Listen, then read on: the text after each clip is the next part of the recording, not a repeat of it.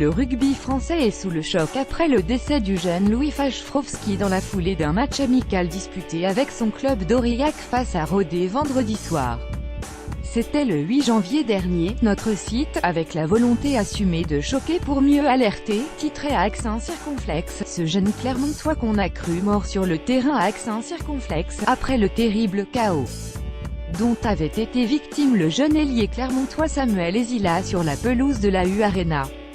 Le vœu d'Ezila pour 2018, rejoué en top 14, https://t.co/lkpc7couobjpic.twitter.com/ocber8j, Europe 1 Sport, @sport-fr, 12 janvier 2018. 8 mois plus tard, et Louis Fajfrovski, s'il n'est pas mort sur un terrain, est pourtant décédé à l'âge de seulement 21 ans dans la foulée du match amical que disputait vendredi son équipe du Stade Aurillacois, 11e de la dernière saison de Pro D2, face à Rodez, Fédéral 1. La Montagne rapporte ces faits dramatiques. Comment ce jeune trois-quarts centre, débarqué dans le Cantal en 2015 après 3 saisons sous les couleurs de Montpellier, a dû quitter la pelouse du petit stade Jean Alric en cours de seconde période, après 1 heure de jeu et suite à un plaquage subi. Bien que sonné, selon notre confrère du quotidien régional, Fajfrovski a pu se relever avec l'aide des soigneurs et quitter le terrain, parfaitement conscient et sur ses 2 jambes, pour regagner les vestiaires. Série de malaise. C'est là que le drame s'est noué.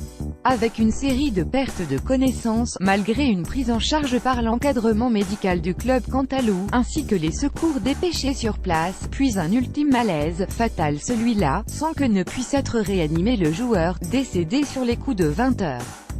Effondré d'apprendre que Louis Fajfrovski, jeune joueur du Stade Aurillacois, est décédé ce soir. Toutes mes sincères condoléances à sa famille, à ses proches ainsi qu'au Stade Aurillacois. Bernard Laporte, @BernardLaporte-, 10 août 2018. Seule l'enquête et une autopsie permettront de déterminer la cause de ce décès et il serait évidemment prématuré de lier cette mort au choc subi en match par Louis Fajfrovski. Et pourtant, comment ne pas être alarmé un peu plus encore face à cette disparition tragique d'un jeune garçon dans la force de l'âge, ancien international U19, dont la carrière débutait à peine, prometteuse avec déjà une vingtaine d'apparitions en Pro D de ces 2 dernières saisons.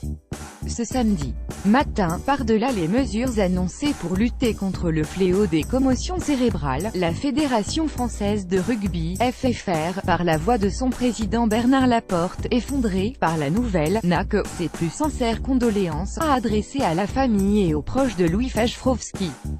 C'est de circonstance, mais c'est bien peu quand, comme le très sage Pierre Albaladejo le signalait si bien dans un excellent sujet, intitulé à accent circonflexe, le rugby au bord du chaos.